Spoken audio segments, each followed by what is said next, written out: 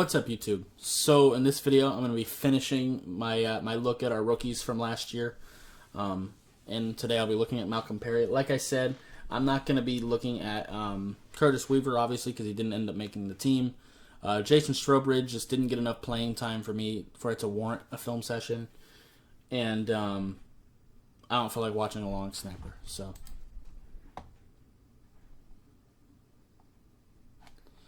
Yeah, let's go ahead and look at his stats from this year. So rushing, he had 3 attempts for 5 yards, whatever.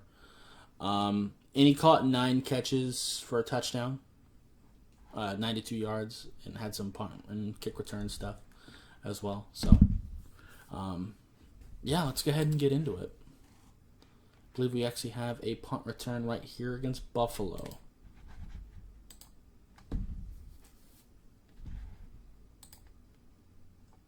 Probably be a better view. Ooh. So you can see a little bit of agility there, but you definitely got to catch that. You got to focus that in better.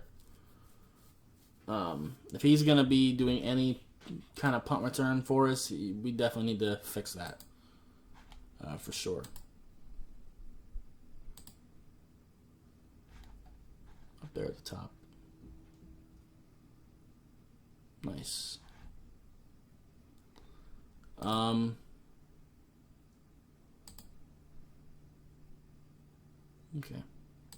Not a bad little stutter step there.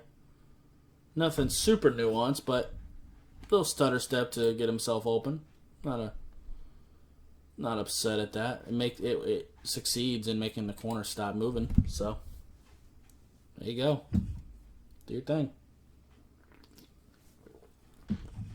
Did that touchdown matter? Absolutely not. But another punt return.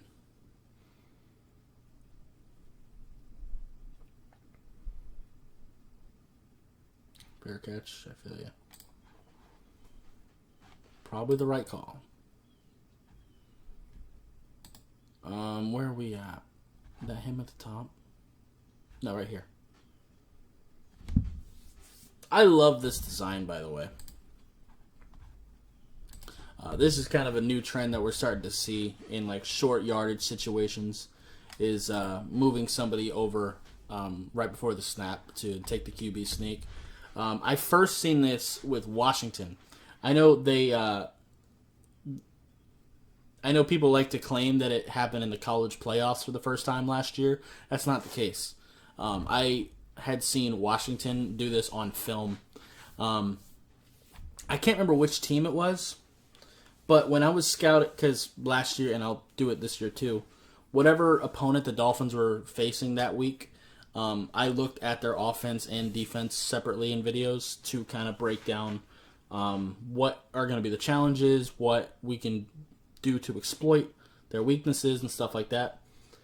And one of our opponents had played Washington, and I watched them against Washington. And I seen them do this with their tight end on the goal line. And I remember, like, damn near losing my mind when I seen it. And then after that, I've been seeing it more and more.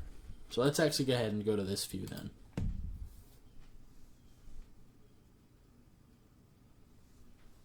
It just makes so much sense to do stuff like that.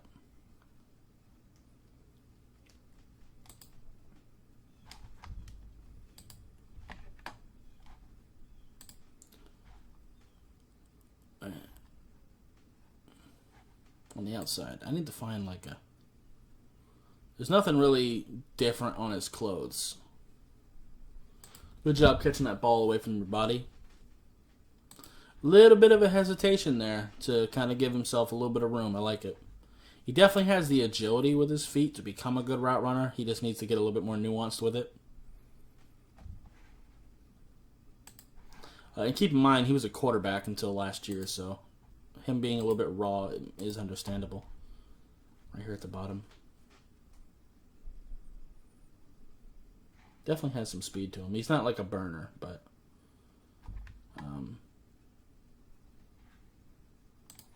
yeah, not a great decision from Tua there. Where are we at? Right here.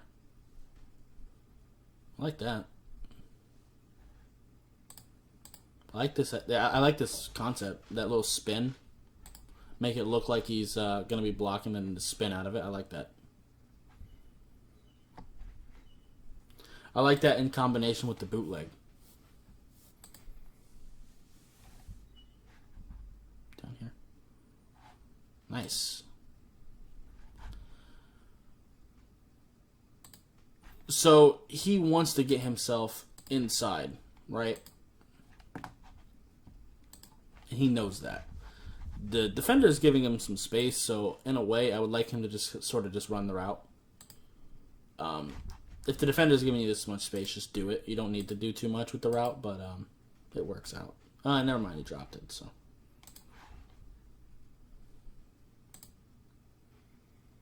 Right here.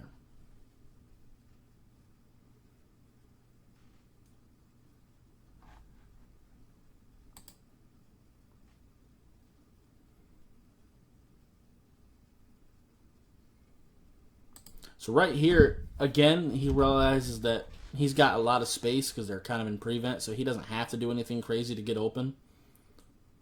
Just run your route, catch the ball, and get to the sideline. That's all you got to do. Right here. When they're giving you that much space, doing too much with your feet only makes it take longer.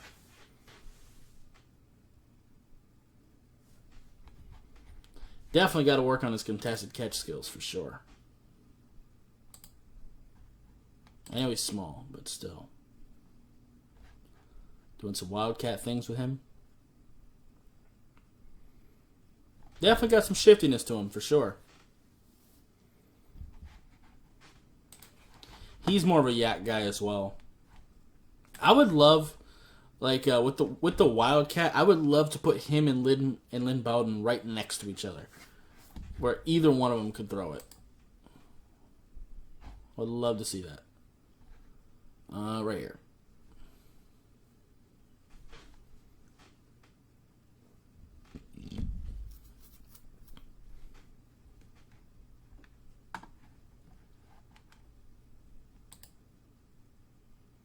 Make that dude miss. Again, no one's on him. Doesn't have to do anything crazy with the route. Just get open. Make that dude miss. Get some yak.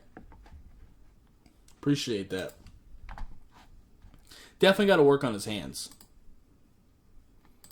That's the most important thing right here. Yeah. Because not every throw is going to be perfect. Sometimes you just got to make the catch.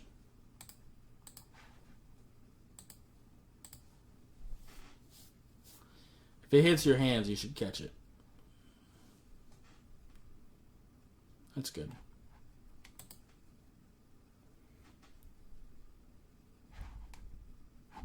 How did he get open? No, the guy in front of him was rushing. Makes sense. Okay, so that was the last play that he was involved in, it looks like. Yeah, yeah. We didn't really get to start using him until later in the season. So there isn't really much to go on with him yet either, but I will kind of finalize my thoughts on him. So he's a pretty good yak guy. He's definitely raw. Even more so than Lynn Bowden, because yes, he was a quarterback in his last year in college, but he had played receiver before. He switched to quarterback because Kentucky's quarterback went down, Terry Wilson. He got hurt, so Lynn Bowden switched to quarterback, and they really took off that way. Where Malcolm Perry was a quarterback the entire time at Navy, so he definitely is a little bit raw. He does show a little bit of route running skills. I definitely think he could develop that. It's pretty raw right now. It's definitely not complete, but I do see flashes of it that hopefully can develop more. I think that he could end up being a pretty good receiver for us. I think we could put him in the slot eventually, but for sure he needs to work on his hands more. because not every throw is going to be perfect, and you're going to have to make contested catches sometime in this league, especially because Malcolm Perry isn't like super fast. He's more quick and shifty than fast. So those are things he will definitely have to work on in the future. So yeah. Anyway, that's going to be it for this video. If you'd like to, appreciate hitting that like button. Have any questions or comments in the comments down below. Subscribe if you haven't already, and I'll see you next time. Bye, guys. So pretty much every YouTuber on this platform is pretty much doing ads like this. YouTube's ad revenue is broken. It doesn't really pay well anymore, so we have to look to outside sources to make our income. And if you like what I'm doing and you want to support me, I would greatly appreciate you going over to my Patreon. It doesn't take much. Just $1 a month would really help me out quite a bit and continue to help me be able to put out these videos, because I put a lot of time and effort into it, especially during draft season, watching the film and everything like that. So I would greatly appreciate you guys going to check out my Patreon. It is Anime Dolphin, no capitalization. The link to it will be in the description of this video and pretty much every video moving forward.